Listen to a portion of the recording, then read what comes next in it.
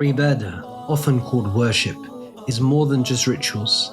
It's the essence of our existence, a life wholly dedicated to serving Allah alone. Our purpose, as made evident by Allah in the Qur'an, is solely to worship Him. Allah says, "I did not create jinn and humans except to worship me." This verse defines our entire purpose, Ibāda, worship. But true worship goes beyond ritual. It permeates every aspect of our lives, transforming every action, thought, and intention into acts of devotion when directed to Allah. Worship in Islam is not limited to the prayer mat, fasting, or pilgrimage. It is a comprehensive state of being, a life lived entirely in submission to Allah's will. The Prophet Muhammad ﷺ exemplified this, showing us that worship is not about withdrawing from the world, but engaging with it in a manner that pleases Allah. In a profound hadith, the Prophet corrected companions who sought to renounce worldly pleasures in their zeal to worship Allah. He said, "I pray and I sleep, I fast and I break my fast, and I marry women. Whoever does not desire my sunnah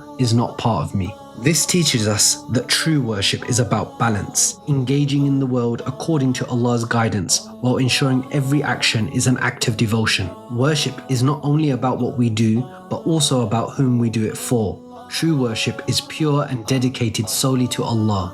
The Qur'an commands us, "Say, I have been commanded to serve Allah, dedicating my worship entirely to Him." This purity of worship must be untainted by any association with others. Worship in its truest sense is the exclusive submission to Allah, invoking Him alone, recognizing His sole divinity, and excluding all others from any form of our devotion.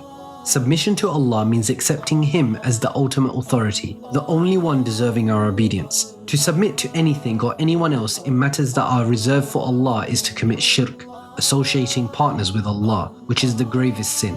The Qur'an warns us, "Who is more astray than one who calls on others besides Allah, those who will not answer Him until the day of resurrection, and who are even unaware of their calls?" Placing trust, reliance, or hope in anything other than Allah is a grave misstep.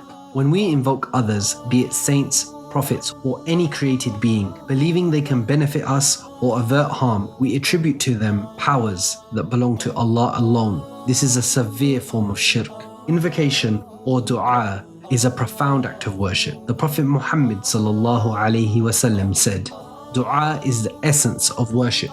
When we call upon anyone other than Allah for help, protection, or guidance in matters only Allah controls, we violate the essence of Tawheed, the oneness of Allah. Allah declares, "Your Lord says, call on me and I will answer you. Those too proud to serve me will enter hell humiliated." Invoking others undermines our belief in Allah's omnipotence and His exclusive role as our provider and protector. It directly infringes upon His exclusive right to be worshipped. Ascribing divinity to anyone or anything besides Allah is the most blatant form of shirk.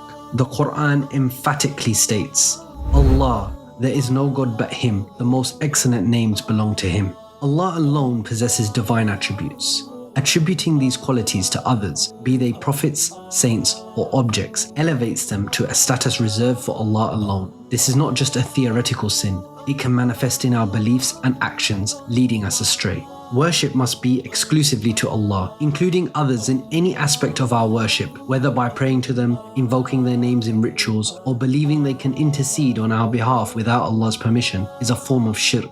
The Qur'an warns us, "Whoever calls on another God alongside Him, a God for whose existence he has no evidence, will face his reckoning with his Lord. Those who reject the truth will not prosper." The inclusion of others in worship compromises the purity of our Tawheed. Allah alone is worthy of worship, and directing any part of our worship to others undermines the foundation of our faith. Worship is not confined to rituals. It encompasses our entire relationship with Allah, our submission to His will, our invocation of His help, our recognition of His divinity, and the exclusion of all others from acts of worship. When we allow others into these aspects, we risk falling into shirk, the gravest of sins. Allah warns us, "Indeed, Allah does not forgive associating others with Him. He forgives anything else of whoever He wills." Anyone who associates others with Allah has indeed committed a grave sin. Our mission is clear. Live entirely devoted to Allah, ensuring that every act, prayer, thought, and moment is directed to Him alone. This is the true meaning of Ibāda. a life in complete submission and service to Allah without associating any partners with Him. Allah subhanahu wa ta'ala says, "Verily, we have sent down the book to you, O Muhammad, in truth.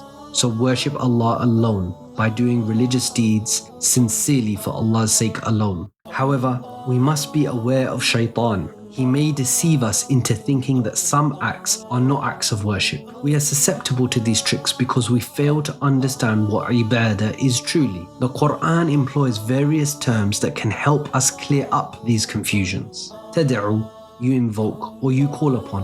Used to call upon or invoke others besides Allah is considered an act of shirk. An example is in Surah Al-A'raf. Indeed, those you invoke, tad'un, besides Allah are servants like you. Ta'budun, you worship, refers to the act of worship, and when directed to anything other than Allah, it is considered shirk. For example, in Surah Al-Yusuf, you worship not besides Him except mere names you have named. Yushrikun, they associate with Allah. It describes the act of associating others with Allah, which is the essence of shirk. For example, in Surah An-Nisa, indeed, Allah does not forgive associating yushrik with Him. Ya'budun, they worship.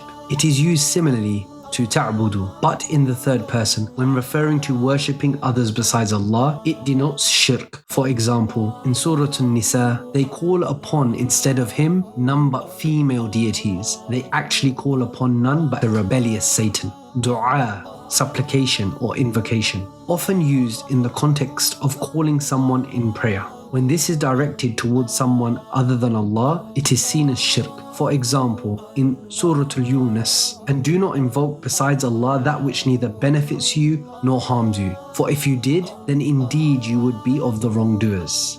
Isti'ana, seeking help. When seeking aid or help is directed toward anyone other than Allah in matters that only He can provide, it constitutes shirk. Yakhshawun, they fear. Fear in the sense of reverence and awe that should be directed only towards Allah. When directing towards others can also be a form of shirk. For example, in Surah Al-Baqarah, so fear them not, but fear me. These terms highlight different aspects of worship and how they can be misdirected, which is the essence of shirk in Islamic theology. The most common ways shaitan tricks us into shirk is acts of shirk, but by claiming they are not Ibāda. For example, A. Invoking or calling upon others for help, whether they be so-called divinities, religious personalities, or dead saints and prophets.